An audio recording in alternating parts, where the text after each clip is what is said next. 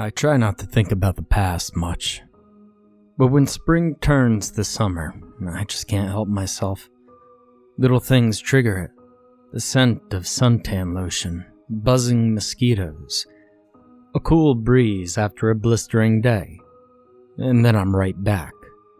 I'm 12 years old, lying in the grass, overlooking the Moondance Drive-In Theater. It was 1993. I was an adopted kid with few friends in a quiet Midwestern town. My adoptive father got transferred a lot.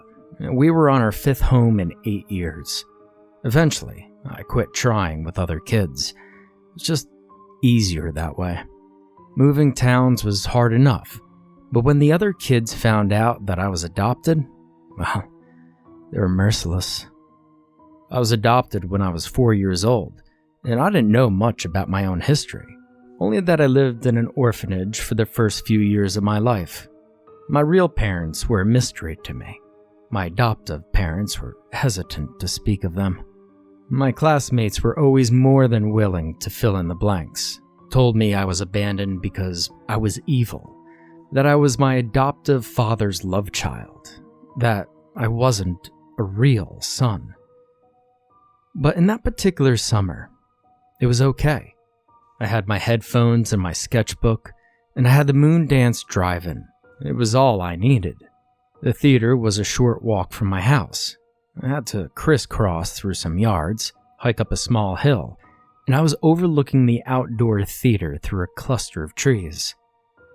Couldn't see the films themselves. I was facing the back of the screen, but I was just in range of the theater's FM station. I tuned my Walkman radio to the correct frequency, and the soundtrack piped in. Only having the sound of the movie made the experience more memorable. I'd lay back, listen to the story unfold, and sketch what I imagined on the screen in my notebook. Every now and then I'd sit up, gaze into the small valley below, and take it all in. Hundreds of cars lined up in rows, mattresses and pickup truck beds, kids playing frisbee in a grassy patch off to the side. The aroma of buttery popcorn sometimes wafted up my way, and my stomach always rumbled. But I never went down there. I never actually saw the movies.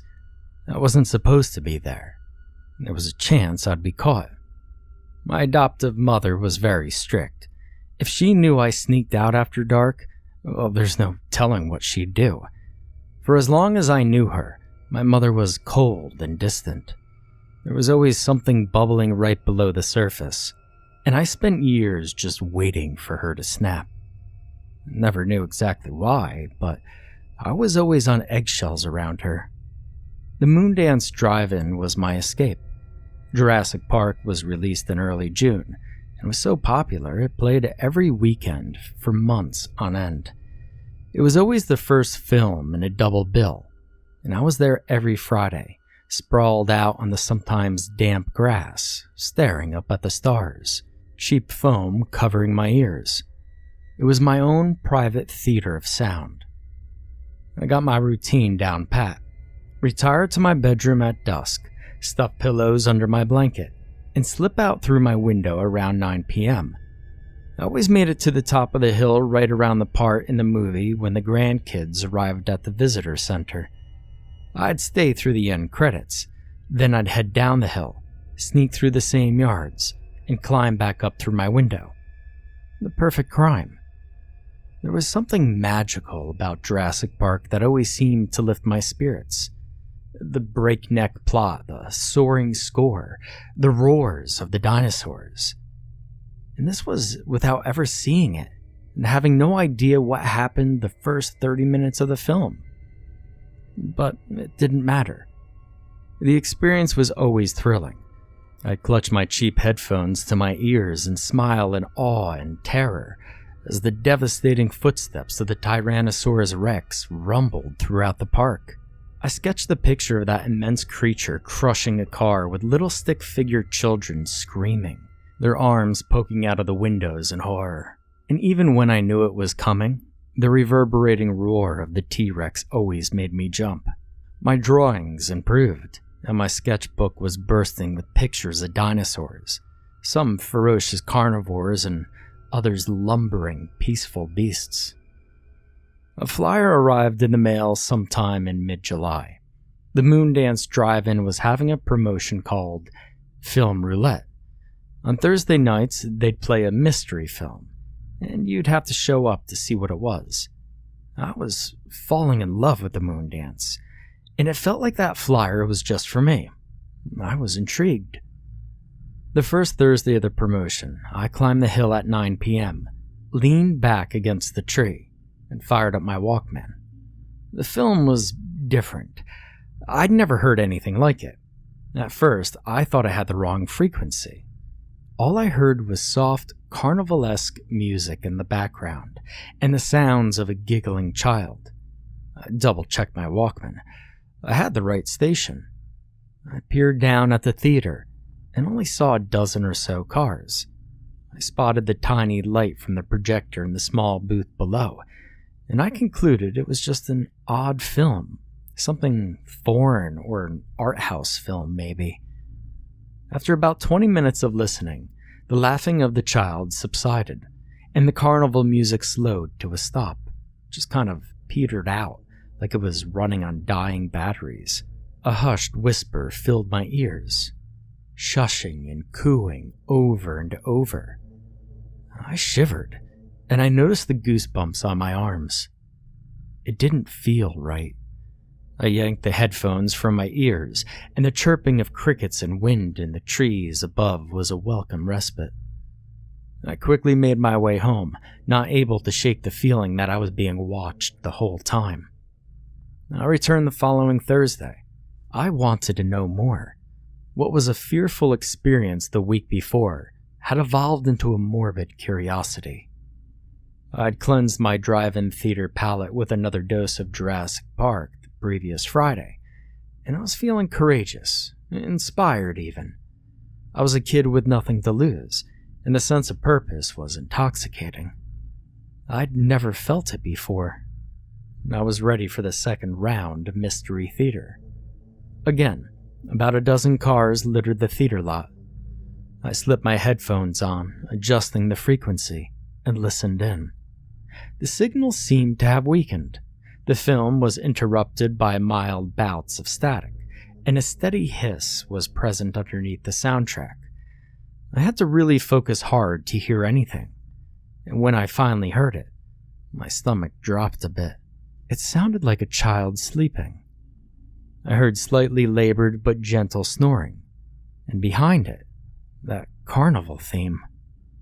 The music was light and at a snail's pace, as if it was playing in slow motion. The voice kicked in after a few minutes. "Daniel," the voice whispered. Over and over. "Daniel." It was soft but gleeful. I couldn't take much. My newfound courage evaporated quickly. This time I ran home, not looking back. Now, I took a few weeks off from the Moondance Drive-In. No Jurassic Park and certainly no Mystery Theater. But I soon found that without the drive-in, I didn't have much. I had no friends. My father worked a lot, and the times I spent with my mother felt tortured. I had little to look forward to, and without the drive-in theater, I truly had little joy. And again, that sense of nagging returned. Purpose filled me again. But just what was the mystery film? And who was Daniel? I tried to piece it together. Being alone most of the time led me to think that I was the only kid in the world, that everything was about me. I drew a carnival scene in my sketchbook, and below it I sketched a tunnel that seemed to stretch forever. A child lay in the tunnel, and a voice bubble trickled in from the darkness behind him. "Daniel," it read. And I believed I was meant to see the mystery film. It was about me in some form. Maybe I was found cowering in the sewer. Maybe that's where I came from. My adoptive parents had never told me. Maybe I was Daniel. I returned to the Moondance Drive-In one more time on a Thursday night. Traveled light, so no sketchbook, just in case I needed to escape in a hurry. Armed only with my Walkman radio, I climbed the hill in the cover of darkness. I overlooked the theater yet again, and I spotted the small light of the projector and the scattered cars in the gravelly lot. I leaned against the tree, slipped my headphones on my head, and spun the Walkman dial. It was exactly what I heard the last time. The hiss, the static, the slowed-down carnival theme, a sleeping child, and a voice whispering, "Daniel," over and over. But I stayed strong. As much as I wanted to rip off my headphones, I didn't do it. I shut my eyes instead and listened intently. The whispering voice seemed to get closer and closer. I covered the foam pads with my hands, and the whispering got louder and louder. Everything intensified. The static, the hissing, the music, the whispering, the soft snoring. They all merged together as if forming one giant sound that could smack me in the head and knock me off of my feet. The noises crescendoed, and then zap. They went dead. Silence. And then a terrible, awful noise filled the headphones. "Run to your mother," it snarled. At that same moment, a hand clutched me on the shoulder, and I screamed absolutely bloody murder. I whirled around and was face to face with my father. I whipped the headphones off of my ears, and I completely broke down. Crying and shaking, I fell into his arms. He practically carried me home, and I was in near hysterics the whole way. When I got it together back at the house, we had a family meeting. As I wiped away tears with tissues, my father explained the horror they felt when they realized I was gone. He found my sketchbook in my room and flipped through my drawings of dinosaurs. My father had a hunch of where I was. Somehow he knew it in his gut, he said. Couldn't believe he found me. I started at the beginning, explained for how weeks I'd been sneaking off to experience Jurassic Park, and how it led to the Thursday night Mystery Theater showings. My father listened and nodded, and I felt empathy and understanding. My mother silently seethed. I explained the strange films of recent weeks. I began with the carnival music and child giggling. My father's lips pursed. My mother's eyes widened a bit, but then she looked away. I said the name Daniel, and my father's eyes shifted in surprise. They darted to my mother. She began to shake. And the last thing I heard was, "Run to your mother," I said. My father raised his head in shock. My mother turned her head towards me, her eyes fueled with rage. "I knew it," she screamed. She lunged towards me, reaching and stretching and clawing. My father leapt up and bear-hugged her as she violently thrashed about. "You know something. Where's my boy? Where's my little boy? Tell me what you know. Why haven't you told me?" The police were called. The rest of the night was a giant blur of confusion. But I did learn a few things. I learned that when I was adopted, my adoptive parents had a 6-month-old boy of their own named Daniel. We slept in the same room. Daniel had a mobile above his crib. He loved to reach and grab for the colorful animals that hung above his head. The mobile had a wind-up music box. When wound, it played a carnival theme. One night, Daniel disappeared from his crib, just vanished without a trace. I have no memory of this incident. Zero. My mother claims she awoke in the middle of the night and heard a terrible, retching voice down the hall growl, "Run to your mother." And then I entered my parents' room, half asleep. When they took me back to my bedroom, Daniel was gone. No trace of him was ever found, and the pain was just too much for my mother. She never spoke of him, didn't hang any pictures on the wall, and threw everything of Daniel's out, including the mobile. We never stayed in one place for too long. Once we settled, my mother started to feel the itch for Daniel. We kept moving. Now, I never knew I had a brother, and as far as my memory went, that awful night never existed. I never heard the voice the night Daniel vanished. Never heard, "Run to your mother," until that Thursday night at the Moondance Drive-In Theater when I was 12 years old. I did my best to explain it to people.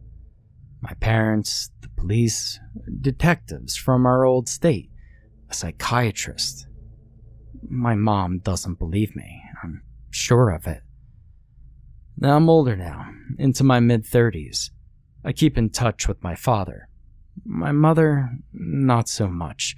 You see, they eventually split. Everything was just too much. Like I said, I try not to think about the past. I do own a copy of Jurassic Park. Against all odds, it still brings me joy, and I always start the film 30 minutes in. For some reason, not knowing exactly how the movie begins brings me a small amount of comfort.